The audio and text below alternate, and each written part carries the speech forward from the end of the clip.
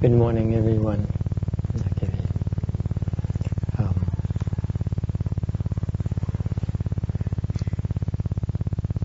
I recently saw a lady. Tôi gặp một cái bà đó.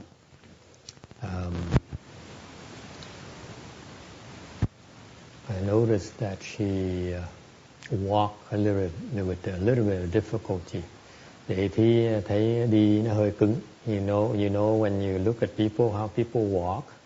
Người để ý thấy người ta đi đó. Sometimes you see people they walk stiffly. Thấy người ta đi có vẻ hơi cứng, chân tay nó hơi cứng. Yes, you've seen those, right? What does it mean? Nghĩa là sao? What does it mean? Yes. Maybe she has arthritis. Maybe she has arthritis. Có thể là có bị phong thấp. Okay.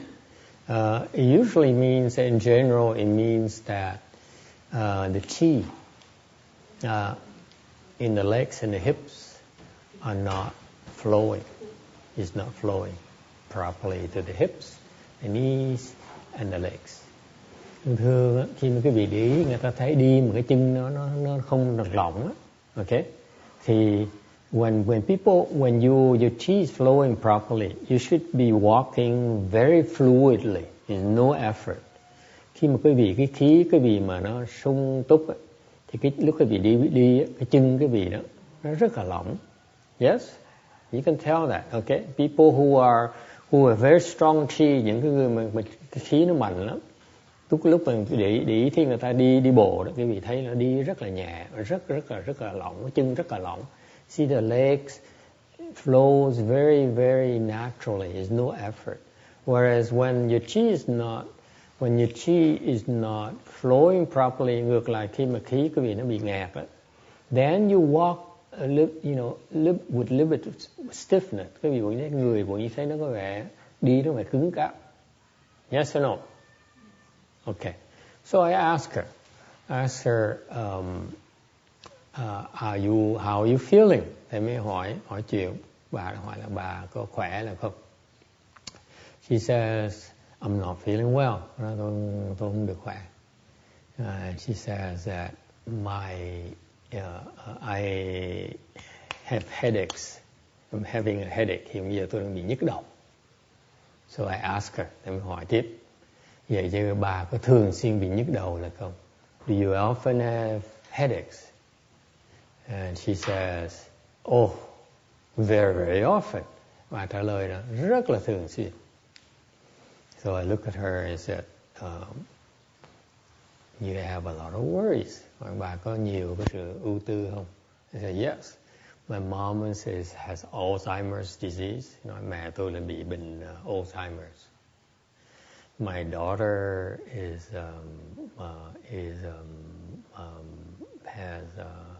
is totally dependent on me. Con gái tôi thì nó hoàn toàn nó trong cái she cannot function by herself. A little bit mentally retarded. Bị bệnh what's mentally retarded in Vietnamese? Anyone? Okay. So I worry a lot. And con gái tôi thì bị bệnh thần kinh, thành ra nó thân nó to như là cái trí nó bằng đứa con nít, mental retardation. Thành ra tôi lo vậy sao? I worry about them. Okay, and they totally depend on me. Họ trông cậy đó. And that's why I said that's why you have frequent headaches. And vì vậy mà hay nhức đầu. Okay. And then since we're there, she also admitted. Bà mới nói tiếp. She says, also, my hands and feet are constantly what? Cold. Very good. She's someone who knows. Tay chân chuyên môn là bị lạnh. What does it mean? Nghĩa là sao? Yes. Excess energy up here, that's why hands and feet are always cold. Khi mà quý vị suy nghĩ nhiều quá, when you think too much, when you worry too much, khi mà quý vị lo âu, Quý vị suy nghĩ nhiều quá. For example, you go to work and you think and think and think. Vì đang tới sở làm việc mà quý vị ngồi suy nghĩ. What happens? Your hands are cold. Yes? Tay bắt đầu nó lạnh. Especially your feet are the first one to get cold. Nhất là chân quý vị bắt đầu nó lạnh. You may be wearing shoes, you may be wearing socks, but you still feel cold. Yes? Mặc dù quý vị tới sở làm việc mà quý vị suy nghĩ nhiều quá đó, thì mặc dù quý vị đang mang tất này, đang mang áo ấm này, mà mang giày này nọ, mà chân vẫn lạnh như thường, đúng không? Chân là lạnh đầu tiên, xong and then lúc đó tay quý vị sẽ lạnh. Then your hands, your fingers are cold, tay quý vị nó lạnh. Why is that? Because all your chi is sucked up into your heads, because your brains are using all of it. Tại vì cái khí quý vị nó có bao nhiêu nó hút lên đầu hết á, nó xài hết tất cả, nó chiếm hết tất cả. Thành ra tay chân, that's why the chi does not flow to your hands, the chi does not flow to your feet. Vậy tay nó lạnh, chân nó lạnh, tại vì khí nó không chạy tới. Make sense? Alright? So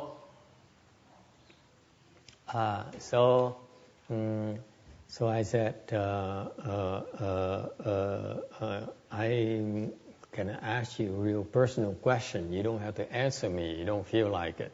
Okay, thầy mới hỏi tiếp. Tao nói là cho phép tôi hỏi một câu nó hơi kỳ cục một tí, mà không thích thì đừng có trả lời. I said, are you sick? You have a lot of illness. Thầy hỏi, cô có nhiều bệnh không? Bà có nhiều bệnh không? He said, oh, my body is full of illness. Cơ thể tôi toàn là bệnh không? I'm sick, she knows that. I'm so sick, she knows that. Okay. And in fact, she's waiting for a lab report. They're taking a test. And it turns out that half an hour later, I found out that she has cancer, bone cancer. Nửa tiếng sau mà bác sĩ kêu tới, nói là bị ung thư xương. So I told her, when your chi is not flowing sufficiently, thì mới giảng, trước khi mà cái khí quý vị nó không chạy đều đó, cơ thể quý vị khí nó yếu đó, then you're prone to so many illness. Thì quý vị dễ bệnh như vậy. Because your immune system is not strong enough, it cannot defend your entire body. Tại vì cái khí quý vị nó cái hệ thống đề kháng quý vị nó yếu quá đi. Thành ra khi nó bị nó nhập bất cứ chỗ nào trong cơ thể quý vị đó, thì quý vị phòng vệ không được. You cannot defend yourself, your entire body. Okay, you have so many places where they can be breached. Therefore, you cannot defend yourself. Thành ra khi mà cái khí quý vị nó yếu quá đó, thì cái cơ thể quý vị nó khí nó chạy lưu chuyển không có đều đó, thì lúc đó đó thì những cái bệnh nó vào, nó xâm lăng bất cứ đủ chỗ hết đó, nó vào bất cứ chỗ nào, nhiều chỗ cả cơ thể quý vị ấy, bệnh nó vào chỗ nào cũng được hết. Let me repeat, your body, the illness can invade any parts of your body. Okay. Cái bệnh nó có thể xâm lăng vào bất cứ cái chỗ nào trong cơ thể quý vị hết. Through your ears, through your nose, through your tongue, through your toes, through your fingernails. Yes? And if your chi is not flowing properly, nếu như cái khí quý vị nó không vận chuyển đều đó, thì nó nhằm vào quý vị không có chống nó lại được. When the illness comes in, your chi doesn't get there, it will take root. Thì nó vào đó là bắt đầu nó đóng trại, nó cắm trại, đó là cái vị chết. Then the sickness takes over, takes root. Là bệnh nó bắt đầu nó ở trong lại cơ thể cái vị. Whereas if your chi is strong, nên cái vị khí nó khỏe. Then your blood circulation is stronger. Thì cái máu cái vị lưu thông mạnh. Therefore, your immune system is much stronger. It's present. It can reach every parts of your body. cái hệ thống cái đề kháng quý vị nó đi khắp hết tất cả mọi thứ ngoài cái thân thể quý vị. That is why the disease cannot take root. Vì vậy cái bệnh nó không thể nào nó ở vào được, ở lại được. Make sense? Because our air is full of toxins. Cái không khí của ta thở đó, toàn là đồ độc không? Yes. It has mold. It has mold.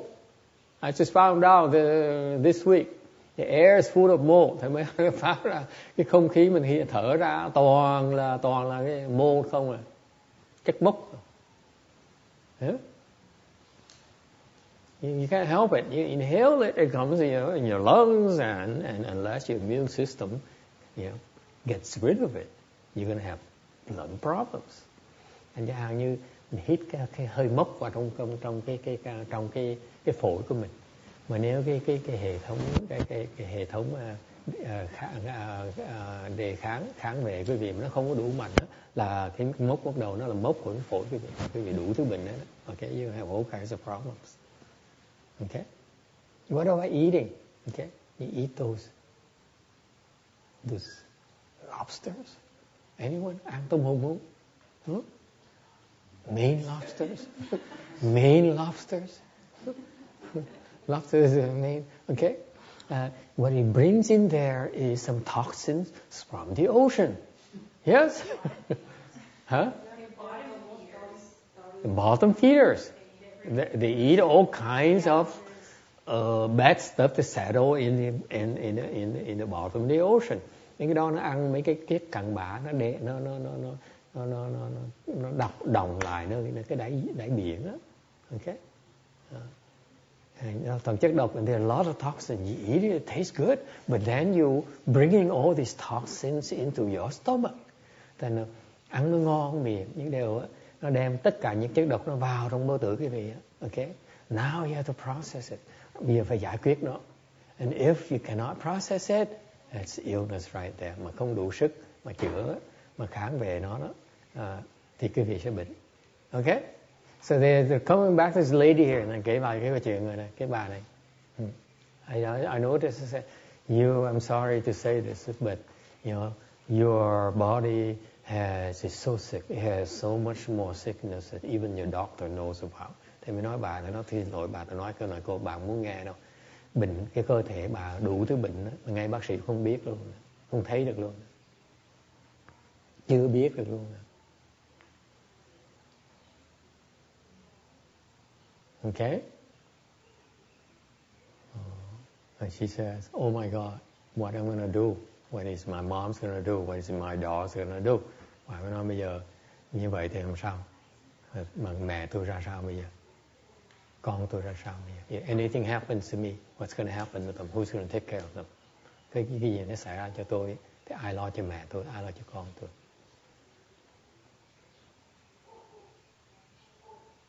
So I said, why is it all you lay people? Thầy mới hỏi, tại sao tôi thấy này nhiều quá?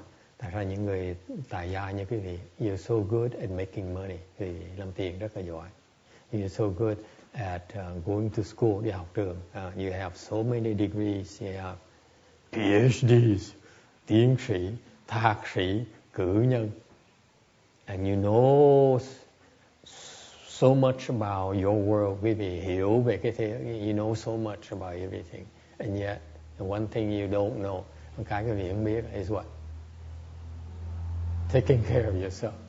No one knows how to take care of yourself. Không ai biết làm sao mà tự lo cho mình.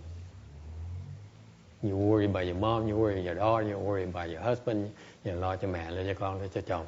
You worry about your business, lo cho cái công việc làm thương mại của mình. You worry about your job, lo cái công việc của mình. Okay? But you never take time to worry about your own health. Mà không ai bỏ thời giờ mà lo cho sức khỏe cho mình. Why is that? No one's home. The Chinese are saying, no one's home. Không ai ở nhà hết đó. What's going to happen to your home? If they know, if people know, if others know that no one's at your home, what happens to your home? Nếu tất cả mọi người biết đó, là không ai ở nhà cái gì hết, what happens? They come and rob you. Okay? Nó vào, nó cướp, đánh cướp cái gì. Yes? Agree? Why aren't we're so good going outside, but we never at home. We don't take care of our home. Mình lo ra chuyện ngoài đường không, mình không lo chuyện ở nhà.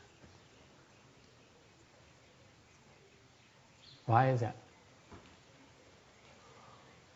So anyway, so I said, so what do you want to do? Họ nói bây giờ làm sao bây giờ?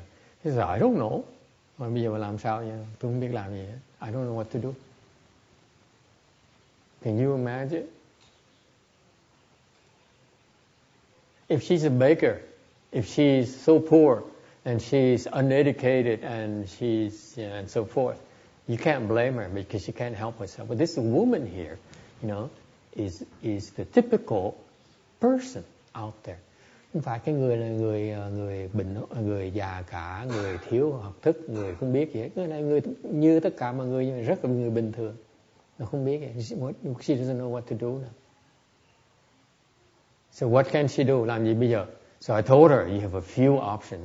Thì bà I said, she found out. So I said, how do you manage to survive this long? Thầy hỏi tiếp, cuối cùng câu hỏi cuối cùng thầy hỏi là làm sao mà bà có thể mà cái gì, lý do gì khiến bà có thể mà lết cái xác tới ngày hôm nay? What enable you to go so far so long? Knowing full well, I know that her body is so sick. Biết cái thân bà bị bệnh. And she said one thing. He said, my faith, lòng tin. And I look over in the wall of her business. Nhìn nó thường. Guess what they saw? Thấy cái gì?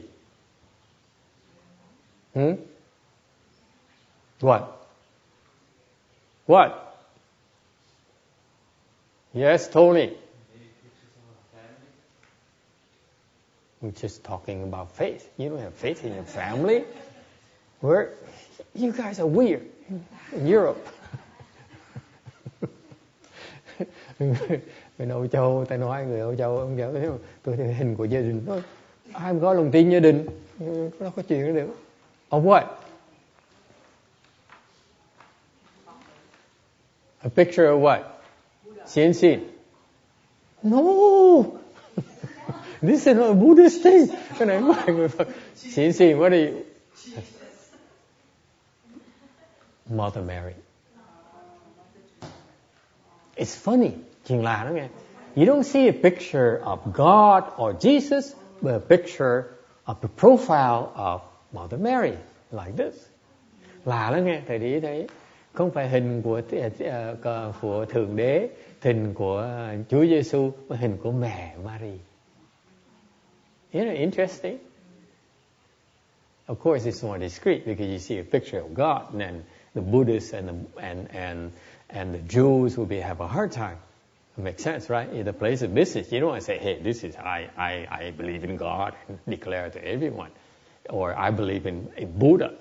It's not a wise thing. Okay. Thầy nói đương nhiên mình làm thương mại mình để cái hình của Thượng Đế hoặc cái hình của Phật. Tại vào như vậy là người ta kỳ thị mình, cùng tôn giáo, ta sẽ không chịu mua bán, mua với mình. Okay? So of course you don't want to. But it's funny, she has a picture of Mother Mary right up there. Very discreet, and that's her faith. Đó là lòng tin của bà. That's what helped her all this time. Nhờ cái lòng tin đó mà lấy cái xác lên ngày này. Isn't it interesting? So I said, is that enough? Mà bây giờ đủ không?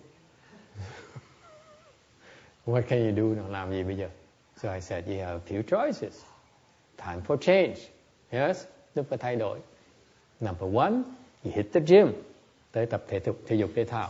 He says, my entire life, a typical Asian woman in my generation, we don't go to the gyms. Mà nói là cái thế hệ của tôi không bao giờ đi thể thao, thể dục thể thao. We take care of our family, mình lo gia đình mình. Yes, you women of that generation, 50s and higher, 50 tuổi trở lên, right? That generation, they don't hit the gym, they take care of the family. They devote themselves to the family.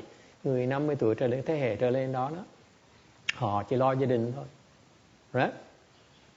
So I said, you need to hit the gym. If you don't exercise. If you exercise, okay, your hands and feet will warm up very quickly. Cho nên nếu mà bà đi tập thể dục thể thao đó, okay, exercise or Pilates. How do you say it? Pilates. Okay, okay. Your feet and hands will get warm very quickly. Tập cử tạ hoặc là chạy bộ hoặc là tập Pilates là cái tay chân nó sẽ ấm lại ngay lập tức. Very very quickly. Okay. She said, okay. I said, second choice. Look at her. I said, but I don't think you're going to go to the gym. Cái tướng bà, and you can tell from this woman here, totally unathletic. Cái người này biết là cái tay chân là không bao giờ hoạt động hết. Thành nói đi hoạt động chắc chắn chị làm. So I said, either that or you do yoga. Hoặc là làm yoga. And I look at her and I said, but yoga, your body is not flexible either. Cái cơ thể nó không được mềm mại. Thành là yoga cũng khó khăn. Right? Hả?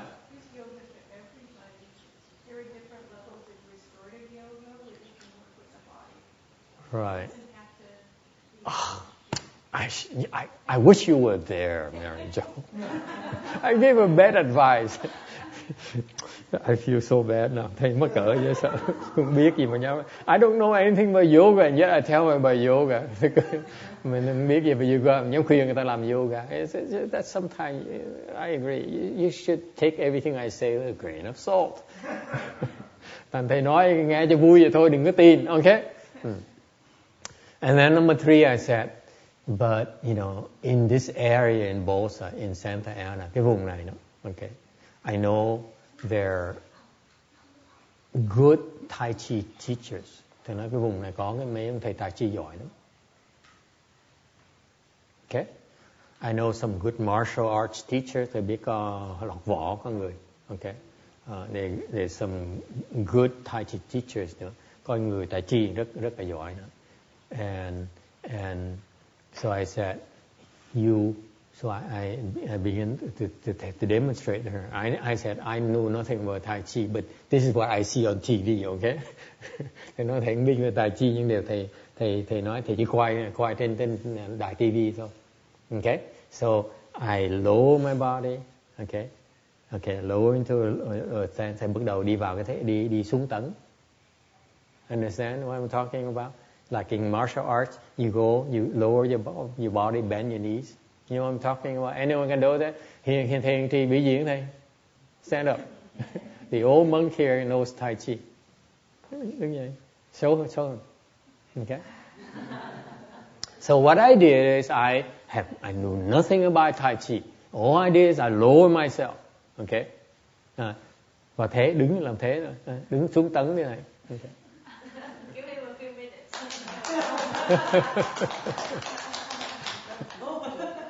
Okay, come up here. So, xuống tấn đi. See, the legs are dead.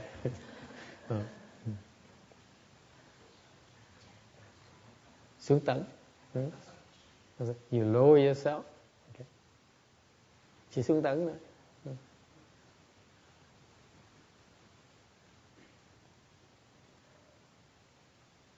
See? Okay, no more. Okay, don't confuse her. Xuống tấn như vậy. Okay, when you do that, and I started moving my hands slowly like him, and she followed me. All she did is follow her. She also lowered herself. Bà bước trước thầy, bà xuống tấn một cái. Within 1 minute, she said, "Oh my God, my legs are warm already." 1 phút thôi á, là cái chân nó ấm ngay lập tức. So I lower myself and go like this.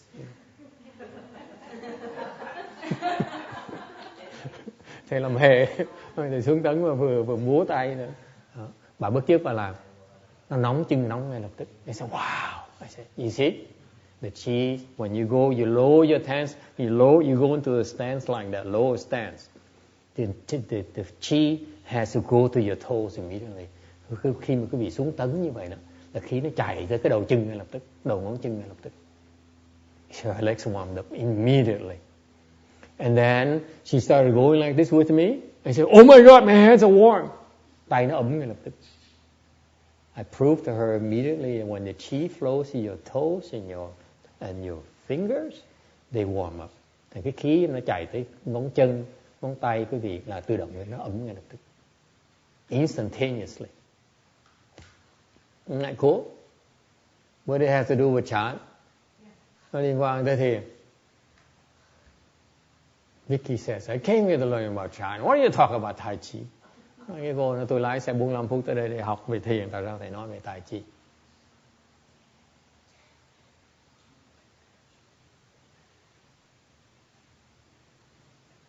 What has to do with chant? Nothing. You're too greedy. Quý vị tham dễ sợ. It has to do with how to help others. Giúp người khác nữa. We don't have to meditate. Người ta đâu có thiền. Not everyone can meditate. Đâu phải ai cũng thiền được đâu. Think about it. Not everyone can meditate. And so I told her, I said, let me warn you. I'm telling you here. First of all, I'm not trying to convert you. I'm Buddhist. You Catholic. I'm not trying to convert you. Tôi nói trước, tôi nói thẳng, tôi nói trước nói báo bà biết là tôi là Phật tử. Nhưng mà cái ảo không biết tôi là Phật tử. Nhưng đều tôi không có muốn dụ bà đi theo Phật giáo đâu. Okay. We're not like that. Okay. We respect all religions. Tất cả mọi tôn giáo chúng tôi đều tôn trọng hết. Okay. And the last thing I want to do is convert you to Buddhism. Thầy muốn dụ quý vị là theo Phật giáo. Okay. But these are the things, these are the choices you have in order to help yourself. Thầy nói có những cái ca phải cần làm, những cái sự này, những cái sự lựa chọn, những cái việc khác nhau quý vị bà phải cần làm để mà hồi phục lại cái sức khỏe. Okay. Of course, I said, I teach meditation for 12 years now. Thầy dạy thiền 12 năm trời rồi. My meditation hardcore would be the best thing for you. Cái thiền này nó but I know you cannot meditate. Thì biết bà thiền cũng được. So it's not for you. Bà thiền cũng được. Okay? So I would give you the other non-Buddhist choices. Tôi cho bà những sự lựa chọn mà không phải Phật giáo. All right?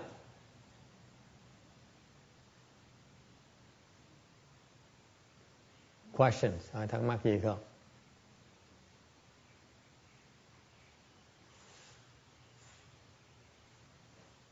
Yes. Master, a lot of her energy is going towards her mother and her daughter. Yes. Are you trying to give her strategies to rebalance that energy in her body? Is that the intention of talking about things like yoga and Tai Chi? You didn't talk to her about those relationships. Good question. Question is that her main problem is she worries about her mom and her daughter, right? That's her biggest problem. Cái câu hỏi rất là có lý. Là cái vấn đề lớn nhất của bà là bà lo cho mẹ và lo con. Thì cái đó cái vấn đề lớn nào, tại sao thầy không nói cái cách để mà giải quyết nó? Why didn't I talk to her about how to balance it? How to deal with it? Sao dạy bà cái cách giải quyết cái đó? Why not?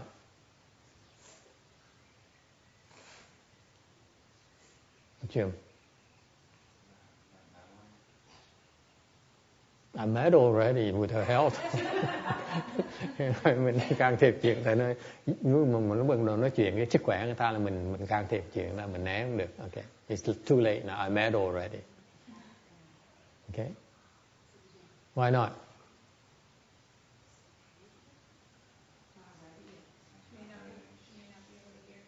That's right. She's not ready to hear it yet. Chưa muốn nghe. Okay? You have to understand that she's Catholic, I'm Buddhist. So there is a barrier immediately. It's so far you can go. Khi mà biết người ta là theo đạo Thiên Chúa giáo, mà mình là Phật giáo, thì tự nhiên có cái bức tường ngay lập tức mình phải né cái đó. You need to respect the boundaries. Okay? That's number one. So you have to go slow. Mình phải chậm. Okay. And number 2, yes. Sometimes people seem like they're not ready and they're like strong Catholics, but then they I don't know, for some reason they do it, like the attitude in the movie. Yes. Some people say, oh yeah, I like you, and they don't listen. Right. Yeah. So it depends on each person. It has nothing to do with Catholicism or Buddhism, but it's always this boundary there we need to be aware of. Mình phải tôn trọng cái ranh giới giữa cái tôn giáo người ta, especially when she has you use the word faith. Okay, you don't touch these people. Những người ta nói tôi có lòng tin, you have to respect that. Phải tôn trọng cái lòng tin người ta. That's very important to us. That's part of Chan, by the way. We respect people's. Cái thiền là mình phải tôn trọng người ta. That's a fundamental of Chan, by the way. It's not about sitting. Sitting is only mechanical. Ngồi đó là chỉ là cái tay chân thôi. The root of all the thing we're teaching you is respect. Cái căn bản của cái thiền chúng tôi dạy cái vị mà nó đưa tới cái dạy cái vị ngồi như vậy là cái lòng tôn trọng cái vị trước. You have to respect. You have to be respectful of others first. Phải tôn trọng người ta trước. Cái đó là cái thiền. Okay. And so this is a boundary here. So you know, you want to. And the number 2 thing is that unlike your profession and you people out there, okay, in our line of work, we wait. We have to wait. The people ask. Cái chuyện nhất là quý vị cái cuộc sống quý vị nó khác với cuộc sống của thầy. Phải đợi người ta hỏi thầy mới trả lời được. You don't ask, I cannot say. Okay. You don't ask, I don't tell. Okay? Không hỏi thì không nói. Okay? Even when you ask, I don't tell you, can tell you so much. When Julie asks me something, I can tell her about 6 words in Chinese, 6 characters. Theo cái luật chúng tôi, cái cô nào hỏi thầy trả lời được 6 chữ. 6 words. 6 Chinese characters. And sometimes we translate into 4 sentences. I teach myself. Okay? So there's so much we can tell you. That's it. So we limit it. We bound by our code. Chúng tôi có những cái chuyện chúng tôi cũng làm được. Okay? But the main thing is that it's much better that you wait for people to ask you before you answer. Thành tốt nhất muốn giúp người ta, if you want to help others, you have to wait until they ask. Muốn thực sự giúp người ta, phải đợi người ta hỏi mình mới giúp được. If you say it before they ask, they may not take your advice seriously. Nếu mà quý vị, that applies to your children as well, to your wife as well. Mình phải đợi. Khi người ta hỏi mình mới trả lời được. Mình nói trước khi người ta hỏi, người ta không tin cái lời khuyên của mình. Nó khổ như vậy. Thành đó nó áp dụng cho con mình, cho chồng mình, cho bất cứ người nào. Phải đợi người ta hỏi thì mình nói mới được. Yeah, you better off waiting. Okay? Đợi người ta hỏi thì mới trả lời. Okay? You don't ask, you keep on waiting. Người ta không hỏi, cứ đợi hoài. Okay? So I saw her. It's the second time I saw her and I didn't say anything the first time. Lần đầu tiên thấy không nói gì hết. Lần thứ gì tới không nói hết. Until she started talking to me. Yes. I was just going to say, my experience in general is that people don't ever ask. Yeah.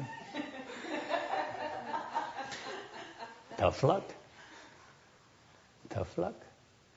And Jim says his experience, no one ever asks. I say, that's true. My experience too. Okay? Người ta không hỏi mình. Chuyện rất là thông thường. Yes. So sometimes people look like they're not interested and stop listening to try. Some people look like they're interested but not really. So at the end, I can't distinguish it. So I try to. Yeah, you give everything. Yeah, here's a sample. Người buôn bán, cái nghề buôn bán. She's a salesperson, so it's different from us. We don't sell, okay? Chúng tôi không có buôn bán. Okay, we're very different from her. Trust me. She goes, okay, here's a free sample. Would you like another one? Hey, I have even another one that's very interesting. And then try this one. You don't want to try this one. And she samples out. Okay, it's called blazing the hopes. Okay, we can't do that. Okay, như cái cô nói tôi cho cái đồ miễn phí này thử đồ thử này, tôi nói thử là dụ người ta, chứ tôi làm không được. We cannot, hook you in. We don't do that. There's no scheme. We don't try to scheme. To us, it's scheming. Chúng tôi mà dụ như vậy là dụ người ta là không được. Okay, it's not clean. So you have to ask. No, you're a salesperson. I'm not saying you should be a monk. I'm just saying as a monk, we cannot hook you in. Cái người xuất gia chúng tôi không có quyền dụ quý vị. You lay people, you do things, you feel normal. It's your world. We have to respect that. Okay. Thế quý vị người tại gia, quý vị làm những chuyện người tại gia thì chỉ nói về cái phương diện người xuất gia thôi. I'm only presenting you my perspective. I'm training my students here. We cannot hook you in. Chúng tôi không có quyền dụ quý vị vào. It doesn't work like that with us. Okay? If we have something good and we hook you in, give you a sample, then what we have is really no good. Chúng tôi có gì tốt cho quý vị mà chúng tôi dụ quý vị vào thì cả cái chúng tôi có đó thực sự nó không tốt cho quý vị đâu. Okay? It's unclean. Nó không có thanh tịnh. What we are is purity. Chuyện chúng tôi làm là chuyện thanh tịnh. Okay? We try to be as pure as possible. Chúng tôi phải làm việc cố gắng làm thanh tịnh càng tốt. All right?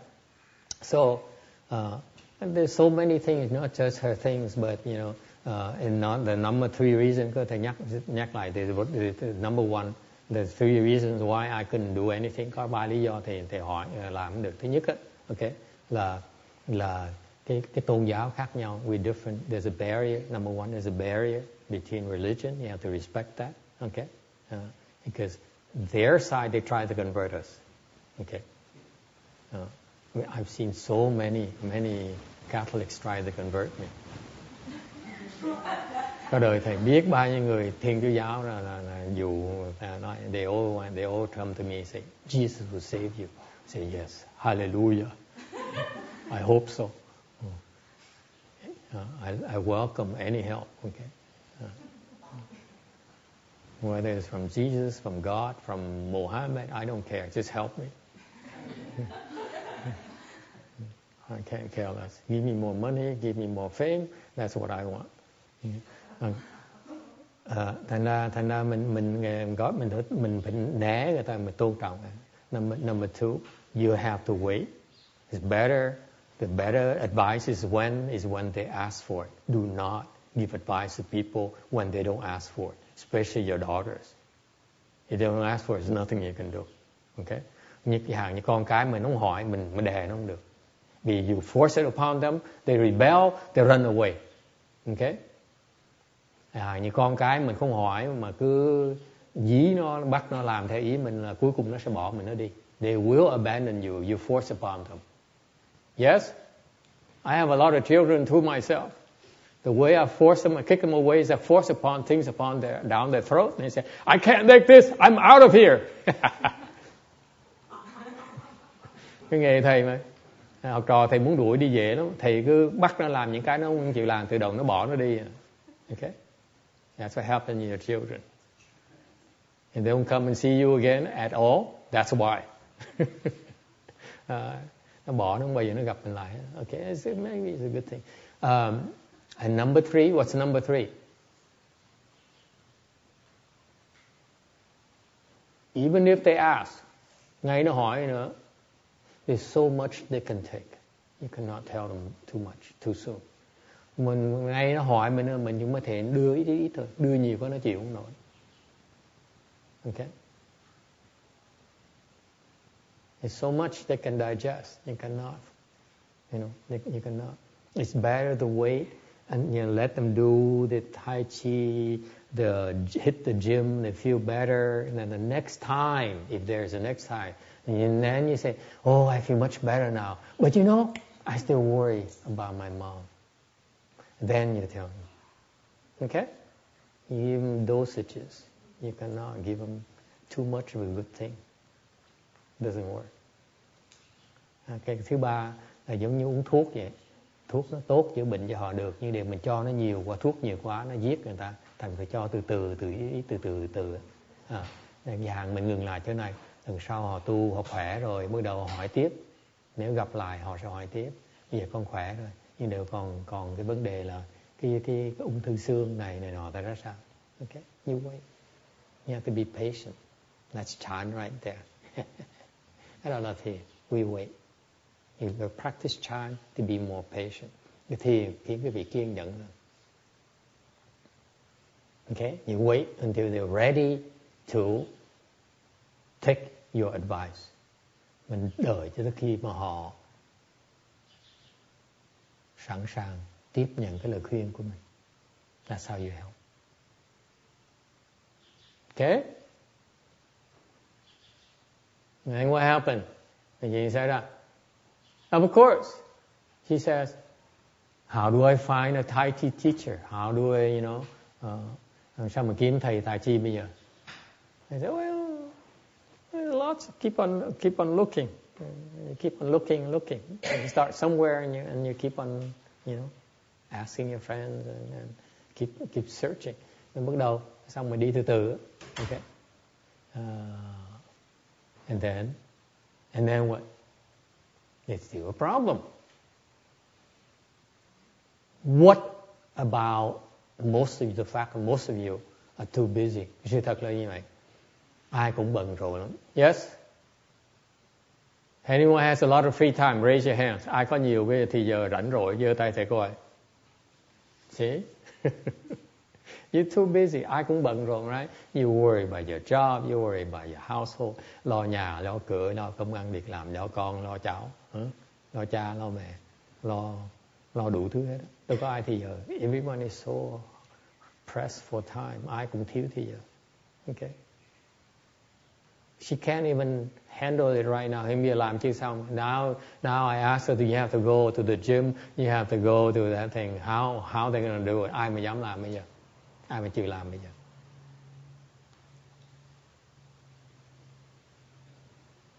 Chán meditation out of. Mà thiền thì không chịu thiền không được rồi. Okay? It's too Buddhist. Okay? She's Catholic, can't teach her Buddhist thing. So what can you do? Xin, what can you do? But isn't that exactly the problem? That they can't do it, that's why they have issues? Yeah. So the way you do it, you build up your credibility. You cannot give them. You need to give them a little bit that shows it works for them. Okay. So finally, I said, cuối cùng, so today's topic is about your health. How to remind people about their health. You have to take care of your health. Ngày hôm nay thì nói chuyện quý vị là phải chú ý tới sức khỏe của mình. If you ignore your health, it's at your own peril. Quý vị mà lơ là cái sức khỏe quý vị là quý vị ráng mà chịu đó. Bình hoàng là ráng mà chịu đó. Lúc mà gặp bác sĩ họ khám phá nó rồi là chết, nó là trễ. If you wait for the doctor to tell you have something, it's too late. Okay? It's too late. Yes.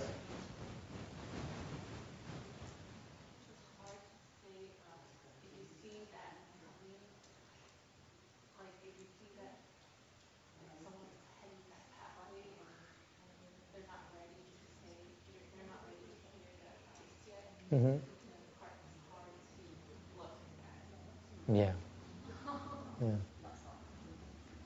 It takes a little bit of cruelty. Yeah, you have to be cruel. I have to be cruel right now because if I try too soon, prematurely, I cut off her chance of approaching me again. That's why you have to be cruel. You say, okay, I watch you suffer a little bit more. Yes. It takes cruelty, right? In your profession, you have to be cruel too. Otherwise, it doesn't work. I wanted to share that when people come to see me for the first time and I do that initial assessment with them, at the end of that time, I always ask them one question. What is the one thing you need to do in order to heal? know what it is. And And how they're cool. coming to me because they can't do it. Right. And 90% of the time they say two things. I need to meditate, I need to let go. They know, like the wise sense of their self knows that.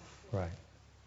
And then immediately they like wake up and say, oh, but I don't have any time to do that. Right. Very good. Did you hear that? Mary Jo shared with us something very, very, very fascinating. She says in her profession, her patients came and asked her, and before, after the end of the first consultation, she asked her, "What is it you think you need to do to fix your problem?" Cô này cô kể là trong cái công việc làm của cô, khi người ta khuyên tới cô là bác sĩ bệnh tâm lý, là hỏi là lần đầu tiên mà gặp hỏi kể chuyện xong rồi trước khi đi cô mới hỏi là bà nghĩ gì, bà cần làm cái gì, ông nghĩ ông cần làm cái gì để mà giải quyết vấn đề này. Thì cái cô này, cái bác sĩ có nói là thường người ta nói ta biết hết á, ta biết cái làm sao để mà giải quyết vấn đề này, nhưng để họ làm không được. And Mary Jo says that surprisingly, most of them, almost all of them, I would say, know what they need to do. Đại đa số là họ biết cần làm cái gì. And yet they can't do it. Mà mặc dù như vậy, họ làm không được. Okay, it's fascinating. Okay, làm không được. Biết mà làm không được. They know they were supposed to do that, but they can't. Biết là phải cần làm, mà làm không được. Okay, and she says that, Mary Jo says there are two things. Có hai chuyện họ cần làm. Okay, two major things that keep on coming back. The people say, tell her patients tell her. Okay, bệnh nhân kể sao? He says, they need to meditate, họ biết họ phải cần thiền. And they can't, mà không biết thiền. Number two, they need to let go. Thứ gì là phải xả bỏ. And they can't. How can you let go your mom, your daughter? Làm sao bỏ được mẹ và con mình bây giờ? I can't meditate. Tôi thiền không được. See that? They know and yet they can't do it. Biết mà làm không được. Okay? So anyway, I will close out for you today. So after I like her a little bit more, the more I talk to her, I like this woman more. She's sincere. That's why you want to wait. You want to make sure they really appreciate your advice before you give advice. Okay? Finally. Unlike your profession. My profession, people talk a lot, but they're not sincere. I wait and wait and wait until they're right, then I tell them. Cái người quý vị trong việc mấy cái cô này, cô bác sĩ này, khi mà quý vị gặp bệnh nhân, người ta cần sự giúp đỡ. Còn trong nghề của thầy, người ta nói đại bôi thôi, người ta thực sự người ta không có thành tâm. Mình phải đợi. You have to be patient. You have to be patient. You cannot help before they're ready.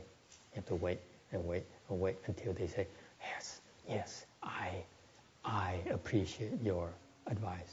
Khi mà ta thuận người ta tôn trọng cái lời khuyên mà mình mới nói được. So I said, I'll teach you how to do standing meditation. Dạy cho cô sitting meditation you can't do. I teach you standing meditation.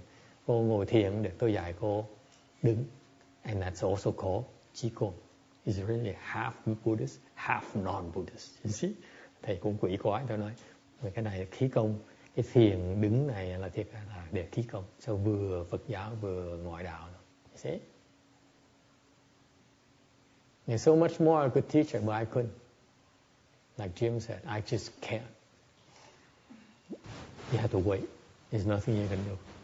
You have to wait and wait and wait. So finally, when I realized that she's sincere and I said, okay, let me teach you the fifth option. Okay, thầy mới nói. Cuối cùng thầy mới nói để tôi dạy cho bà cái sự chọn, cái sự lựa chọn thứ 5. Standing meditation. Thiền đứng. Okay? Standing meditation, anyone can do. Ai làm cũng được hết. You don't need to go to the gym, hop on the car and go to the gym. Không cần phải lái xe tới cái gym. You don't need to go look for a yoga and twist your body. Vèo cái chân. You don't have to do that. Huh? You don't need to do Tai Chi. Find a Tai Chi teacher. Không cần phải kiếm một thầy Tai Chi. Okay? You don't need to learn martial arts because they will hurt your hips. Luyện võ trong tương lai quý vị sẽ bị cái hông, quý vị sẽ bị cái háng, quý vị sẽ bị problem. Okay? When you don't warm up properly, you will hurt your hips and your shoulders. Luyện võ mà không có luyện đúng á, cái chân, cái tay nó bị vấn đề sau này. Okay? So, let me teach you standing meditation. Tôi dạy cho bà cái thiền đứng. Anyone know about standing meditation? Ai biết thiền đứng không? No? Oops, too late, hết thì giờ rồi. Time is up. What a shame. You have to come back next week. Tuần sau mới nói. No? Okay? Unless Xin can demonstrate for you, some of you who are not interested in coming back ever, có nhiều người mà không muốn trở lại, stand up, Xin. Demonstrate to them standing meditation. I taught this woman. Dạy cho bà cái thiền đứng là sao? Give her a little bit of a few minutes for her legs to come back to life. Careful, don't fall now. Don't make me look bad. Okay, come up, show them standing meditation. I show her standing meditation, immediately, even faster than Tai Chi. Nó còn lẹ hơn là Tai Chi nữa. Okay? Go. Go.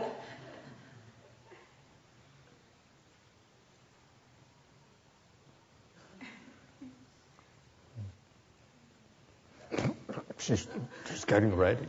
Go. Standing meditation. Go.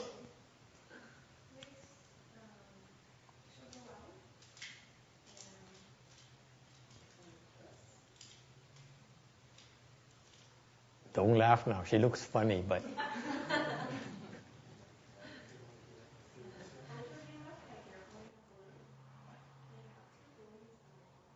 Stand up, everyone. Đứng dậy, mọi người. Do standing meditation. Mọi người đứng dậy, học thiền đứng. Yeah. Shoulders apart. Okay? It's too wide. Your shoulder is not that big. This guy is cheating, clearly. His shoulder is not as big as... The feet are only shoulders width apart. See, there you go. You cannot cheat, Mark. Yeah. Back straight. Okay? Lower your feet. Lower yourself. Lower. Okay? And then your hands like this. Okay? Vào đứng, thiền đứng này, Quán Ngân. Teach Ko-Yin how to do standing meditation. Okay? Lower yourself. Okay? Like this. Okay? Here's what the principle behind it is that you imaginarily have three balls. Ba cái trái banh. One ball right here in your armpit. Một trái banh ở đây, so that you cannot lower it. Okay? One more here, the other side, so your arm has to be like this, and there's a ball between here and here in your chest. Three balls like that you cannot change. That's why you cannot let go. If you go lower like this, the ball will fall off. Okay? Okay, lower. This is. No, the hands like this. Yes. Yeah, like this. Okay? Got that? Thấy chân nữa, see it works. See how demanding it is on your feet and arms right away. Thấy cái tay cái chân nó khó, you see? It's straining on your legs and your arms. Cái tay nó khổ mà chân nó khổ. You see that? Immediately, it's very hard to do. Okay? See, you can feel your feet right away. Thấy chân nó khó. See? And you hold it. The same principle. Cứ đứng như vậy, đó là đứng thiền đó. Okay? It gets tiring. Your arm gets tired. Your legs gets tired.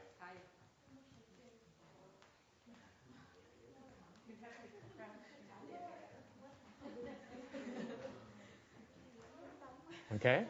That is standing meditation. Đó là thiền đứng. Instantaneous. The chi goes to your... Cái khí nó chạy tới ngón tay cái vị, tới chân, cái ngón chân cái vị. Immediately when you go to lower like this, cái khí nó chạy tới, your chi will go to your extremities immediately. Khí nó tự động chạy tới cái đầu này. Okay? Much faster than sitting meditation. Ngồi thiền nó còn chậm hơn nè. See that? Instantaneous.